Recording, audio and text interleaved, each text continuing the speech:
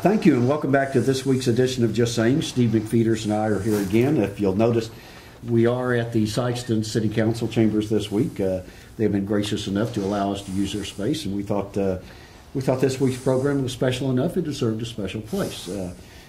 Speaking of special, we have a special guest today. That's 4 times I've used the word special. Mike Marsh is with us today. Mike is a candidate for the 148th District House seat on the Democratic ballot, which will be in the August primary, August the 7th, I believe it is. Mike is an old friend, and when I say old, I don't mean in reference to your age. I mean we're getting there, though. We're getting there. We've been around here for a while. Yeah. We do thank you for joining us, and as we say in all sincerity, we thank you for your service to the community in the past, and we thank you for taking the time and making the sacrifices to run for this office. Not everyone is cut out for it, and we certainly applaud you for taking this move. Thank you. As we would ask anyone, and I think it's obviously the first question anyone would ask, and that is, what motivated you to seek this House seat? I've always been interested in government. When I was a kid, I grew up with Walter Cronkite. Yes. And Huntley Brinkley, I know. And I grew up then, and everybody watched the news, and you were just always aware of what was going on. And the most respected man in the country was always the president. Number 2 was Billy Graham, and number 3 was the vice president. Yep. So that's kind of the way I grew up, where it was an honorable profession, and it was all about service. And I've tried to do a lot of service in my life. My family brought me up to believe that. And over the last 6 years, since I retired from teaching, I've just gotten the feeling that maybe I can do more service in Jeff City right now. I think that might be my next level to serve the area. Well, I think it's good, Mike, that you've got 4 people willing to seek this seat. A lot of times you don't have anybody. Well, it's not easy. Well, no. I know it is more difficult with 4, but a lot of people know you from being here in Sikeston, your teaching career. But for those who don't know you as well, give us a little bit about your background. Well, I was raised here in Sikeston. My mom was Eloise Marsh. A lot of people had her in school. Probably you did, probably. My mom has her in card club. Yeah, okay. And my father was Bill, and my brother Bill, and my sister Pam, and we were just all raised here. I graduated from Sikeston, and I went on to SEMO University. And then I left school and started to work. I got involved in newspaper. Yes, indeed. And I ended up spending 5 years as 1 year as a sports editor at the Cape paper, and then 4 years down here at the Sikeston newspaper. Then I know you both know my wife Pat. Oh, yeah. And she was my boss. Yes. And which made for some interesting conversation. Well, but no, when we got engaged, they said, well, that's great, which one of you is leaving? And they had that policy, so I left. She was the managing editor, and I left, and I went back and I finished my college education, and then I got a job teaching school at Scott County Central, and I spent 24 years up there.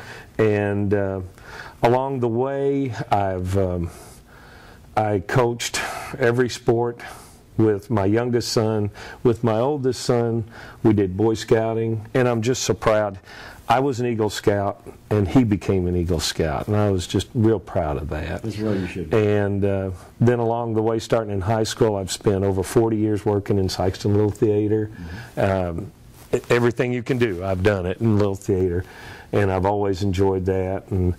And then I grew up in the old Methodist church down here, and and now I'm the director of the Sikeston Depot Museum, and I show people what the church used to look like. They'll see the columns, and I say there used to be a church attached to that. And a lot of Sikeston people don't even know that. Right. But I grew up in that cathedral, because that was the only word for it. It's just a beautiful place. And you're serving on the school board right now. And I'm on the school board now, and boy, did we have a fun year. Yeah. The first thing we did when we got on the school board, Dee Clape and I, they go, okay, we need to close Morehouse. And we go, oh boy, this is going to be fun. Welcome. And yeah, welcome to the school board. And now we've had to replace 2 assistant superintendents, a superintendent, principals, and it's been it's been quite an experience on the school board, and we're hoping things will kind of start to settle down now a little bit. And then I'm president of the Lions Club, and I've really enjoyed my work in the Lions Club. And that's, as I said, I just grew up where it's important to give back, and I've tried to do everything I can. And on behalf of the community, I think your public service is well documented. You've been involved in just about anything that's been worthwhile in this community for many years now. That takes a sacrifice of time, obviously. Now you're out in a new district that is drawn from the redistricting that includes everything from basically Malone North in Sikeston all the way up to Morley, Hamburg, Kelso on up to Scott City, and then all over to Charleston, and then back. It's a very diverse district. Very. It's as you well know, there's a lot of miles in the district, and a lot of hands to shake. But if the voters send you to Jefferson City, what are your passions? What stirs your interest? What would pique your interest in Jefferson City? Education, number one. I mean, that's the silver bullet. Yes. And I'm not. When I say education, a lot of people think that means, oh, everybody's got to go to college. No, it doesn't. You can talk to Chad King or anybody I've worked with. I'm a big supporter of trade schools and trade education, because we need plumbers and we need carpenters and we need electricians, but more than anything, we just need skills. Yeah. We need a community, we need a region that has skills to offer to employers. And when people are out there hiring, the first thing they want to know is, what skills do you have? Yes. What can you do? Right. And that's why, and that's what education is. And sometimes you learn education on the job. I mean, on the job you get educated. I know as a teacher, you'll find there's no substitute for being there in front of a group of kids. Sure. And then they'll educate you real quick. I can only imagine. And the same thing, the newspaper and everything. I've been lucky enough to have good teachers in jobs also. People who've helped me learn photography and writing and editing, and then, in educating, I've had some wonderful teachers. I like to listen. If you can manage a classroom, you can manage about anything. Well, I tell you what, I really feel strongly about this. I think every legislator should have to spend at least 2 days as a substitute teacher in a junior high school. Oh, boy.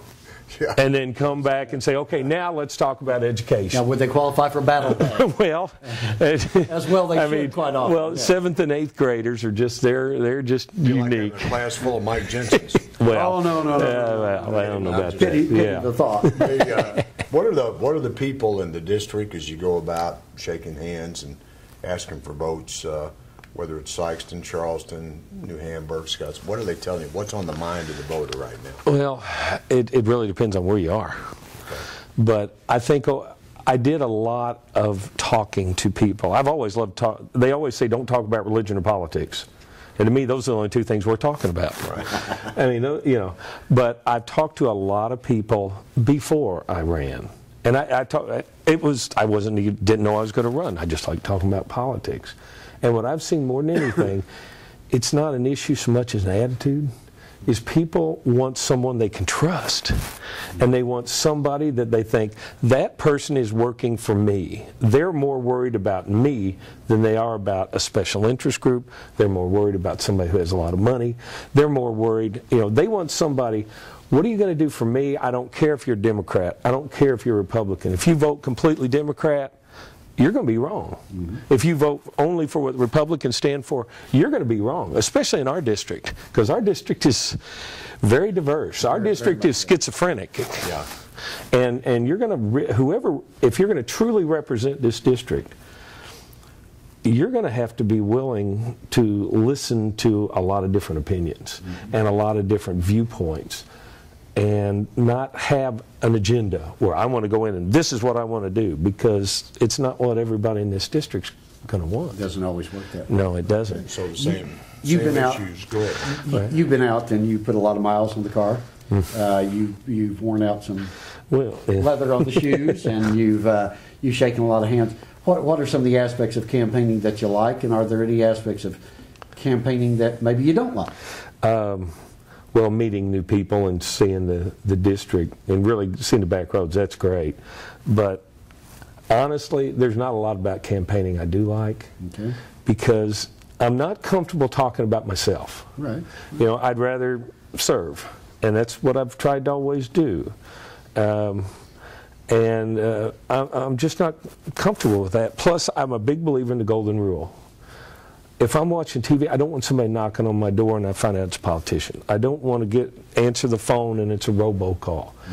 If I'm listening to a concert in the park, I want to talk to somebody, but I don't want them to hand me a brochure or stick it in my face. And so I'm probably not the best campaigner, but that's just the way I am. So in other words, you're a lot like the rest of us. Well, I would think so. Yes. You know, but I know it's important to get out there, and that's why I appreciate you all doing this so much, is because people can tune in at their own time.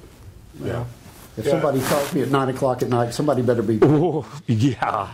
Be something serious going on there, but we're all subjective. Right. With the two candidates, the Democratic side, you and Bart, and the two on the Republican side, we have lots of diverse experiences. Each of the candidates have their own ideas. So what do you think is most important when you go to Jefferson City? Experience, fresh ideas, or a combination of the two? What would you I don't think there's any way that you can have fresh ideas without experience. Yeah. Because how can you solve a problem if you don't know what the problem is? And every place I've ever gone, I just said I've had excellent teachers. I've gone to, if I'm going to do a job, the first thing I'm going to do is, how do I do this? What's been done in a lot of fresh ideas aren't that fresh. You know, you get up there and you find out, I'm going to shake the world. You find out, been there, done that, got the T-shirt, and we found out it doesn't work. Right. There is no substitute for experience, I feel. But you have to be open to new ideas, and that's why I said I like to listen a lot. We have a question that we're trying to ask everyone, and that is, tell us something about yourself that we don't know. Well, when you're talking about the last couple of 3 months haven't been easy for my family. It's been tough.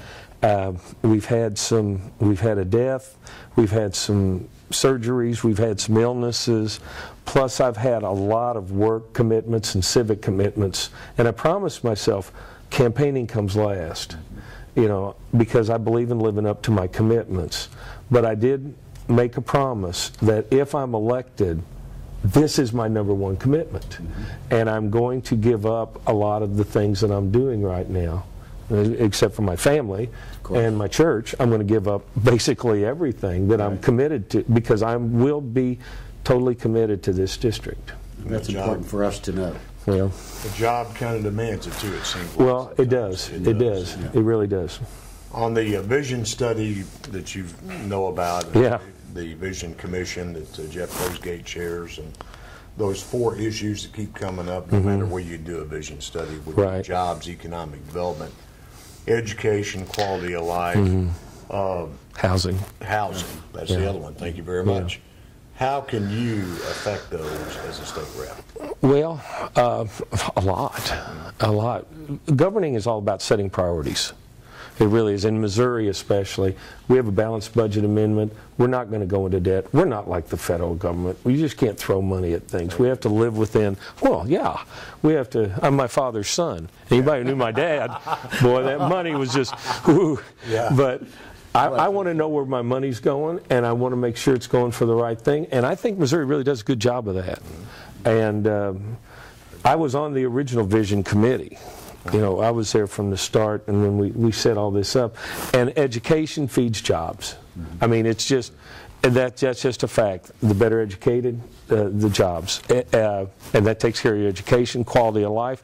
Education improves quality of life, and a lot of what I've done in my work in the theater and the museums and sports, that's all quality of life. Housing's a tough issue, and in our district it's very tough, because the South, you know, Charleston and Sikeston have almost all the public housing. Sikeston has almost all the public housing in the whole county. So if you're in Scott City, it's not a big issue. If you're down here, it is. And so this is where you just have to study the issue and try to set your priorities and trying to find a balance. Ready to respond, of course. Right. Yeah. Which kind of dovetails with the next question, and that is, and Missouri does have a balanced budget, and we do live within our means. And I agree with you. I think we do a pretty good job of that. I might shift a few million here, or a few Well, million there, but sure. then again, that's why we have the process, and that's why we elect people to represent us. But is the size of government, and keeping in mind that government is that provider of service. That's what. But is the size of government too big, too small, or about the right size in Missouri? In Missouri, I think it's just about the right size.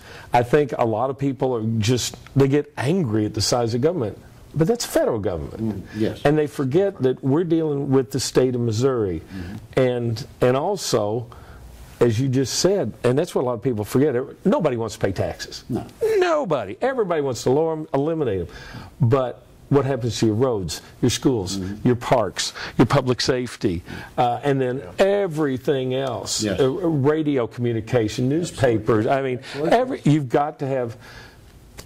Justice Oliver Wendell Holmes said taxes are the price of a civilized society. That's right. And we demand services. Now you can cut his, or you can cut his, just don't cut mine. Well, people are going to have to kind of get a grip, back up a little bit, and realize, okay, federal's one thing, and boy, they need a lot of help. Yeah. Missouri, I think Missouri's done a great job. I love the balanced budget amendment. Yes. I mean, I love it because, you have, but there again, this is where you said shifting money. This is where the priorities come. And I don't care if it's Democrat, I don't care if it's Republican. I want to know what's going to help my district. Right. And that's a pledge I'll give. If it doesn't help my district, I'm going to vote no. I understand. Yes. You got an opportunity here to make a pitch to the voter. The camera's the voter. You're Mike Marsh. Mike, I know you well. Now, talk to that camera and tell them you'd like to have the vote, if that was a voter. Well, okay. Well, I just said it. My pledge is no politics, just service. It's a slogan that I have on the material I pass out. But it's not a slogan. To me, that's a promise. I want to serve. I've tried to serve most of my life, and I want to continue to serve. And it's not about politics, it's about us. It's about helping us. Michael, we thank you for joining us today. Well, thank you all so much for doing this. I think this is real important, that people get a chance to meet the candidates. Lion, Steve. We think Lion. That's right. Sidestep Lions. Yes. We think this process is important as well because, as Steve mentioned earlier, we are blessed with some good candidates this year.